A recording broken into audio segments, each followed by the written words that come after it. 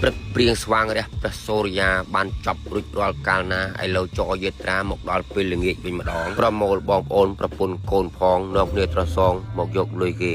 សកំណាប់ទៀតហើយពួកខ្ញុំឲ្យតែមុនប្រគំឬក៏សម្ដែងអញ្ចឹងគឺតែងតែរំលឹកគុណគ្រូនិមន្តនឹងយាងលោកមកដើម្បីសែបសោយនៅគ្រឿងនឹងវាយកូនចៅរៀបចំគាត់ថ្វាយហើយនេះឧបករណ៍ភ្លេងលើឆាកគឺមានច្រើនមានតាំងពីអកមានតាំងពីហ្គីតាបាសហ្គីតាសាំមានតាំងពីស្គរភ្លួមានទាំងពីរនីតមានទាំងត្រដែលកោតដោយលោកគ្រូផ្លាក់យើងហ្នឹងហើយមានទាំងស្គរសាំព្រោះថ្ងៃនេះគឺថាម្ចាស់សម័យដើមការគាត់បានឲ្យខ្ញុំរៀបចំជាឧបករណ៍តន្ត្រីសម័យលាយជាមួយនឹងប្រពៃណីមកចូលគ្នាអញ្ចឹងណាឆាកយើងធ្វើបានតែប៉ុណ្ណឹងទេព្រោះអីទីតាំងរបស់គាត់គឺមានប៉ុណ្ណឹងតែកាលគាត់ជួលឆាកធំហើយតារាក៏ច្រើនឧបករណ៍ភ្លេងក៏ច្រើនបរិញ្ញាអៀនតិចប៉ុណ្ណឹងមិនអីទេតារាមកដល់បដាបដា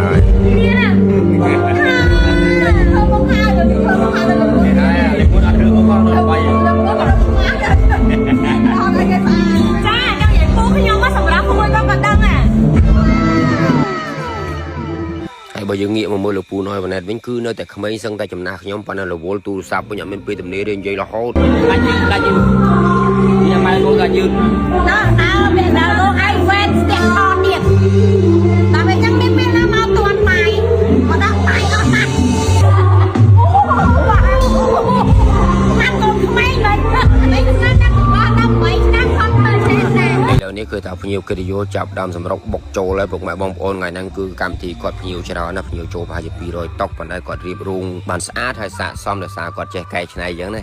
គាត់ចេះកែច្នៃទៀតតាមពិតខាងចុងភៅនេះគាត់ចេះកែច្នៃគាត់ចេះមើលសន្តានដីគាត់ដឹងធ្វើរោងបែបម៉េចឲ្យវាស្អាតឲ្យស្រល្អអញ្ចឹងណាហើយបើនិយាយពីតុករោងយើងថ្ងៃហ្នឹងគឺរោងទូចទេប៉ុន្តែគាត់ធ្វើបានវែងហើយជាលក្ខណៈគេហៅថាជើងក្អែបណាសងខាងរោងរបស់យើងគឺមានផ្ទះអ្នកស្រុកអញ្ចឹងទៅគាត់សុំផ្ទះអ្នកស្រុកមកផ្ទះ10តុកមកផ្ទះ10តុកដូចជើងក្អែបអញ្ចឹងបងប្អូនឥឡូវនេះគឺថាលោកពូណយវ៉ាណេតនិងកញ្ញាម៉ូវ៉ាន់ធីតាឡើងបកស្រាយបទចម្រៀងហើយបន្ទាប់ពីគាត់ទៅគឺដល់ខ្ញុំនេះក្រូចជាមួយយេវ៉ាហើយនៅមានសេអ៊ីតនិងក្មួយស្រីណានបន្តទៀតហើយនឹងតារាចម្រៀងប្រចាំឆាកតន្ត្រីនេះក្រូចជាច្រើនរូបទៀតពុកម៉ែបងប្អូន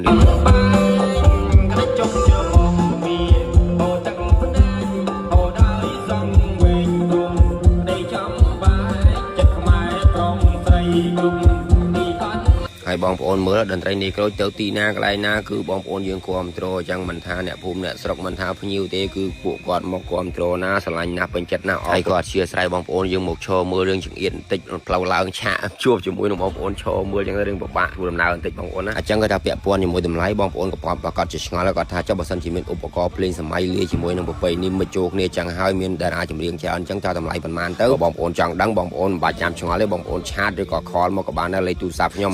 097ការ៉េ2 498ឬក៏07កូដ089 069 329394លេខទាំងអស់សម្រាប់ Telegram បងប្អូនអត់បានខលមកឆាតមកក៏បានដែរអញ្ចឹងបងប្អូនឆ្ងល់ទៀតអាចចុះមកវីដេអូតាំងពីកាលអូណាវីដេអូតាំងពីថ្ងៃទី22តែខ្ញុំរវល់ពេកអត់ទាន់បានផុសបងប្អូនឃើញខ្ញុំសន្យាថាផុសវីដេអូពេលល្ងាចបងប្អូនឃើញហើយកម្មវិធីគោលការណ៍នេះគឺស្ថិតនៅក្នុងភូមិស្វាយទៀបឃុំស្វាយទៀបស្រុកចំការលើខេត្តកំពង់ចាមយើងហ្នឹងអរគុណបងប្អូនដែលគាំទ្រតន្ត្រីនេះក្រូចទាំងអស់គ្នាបាទ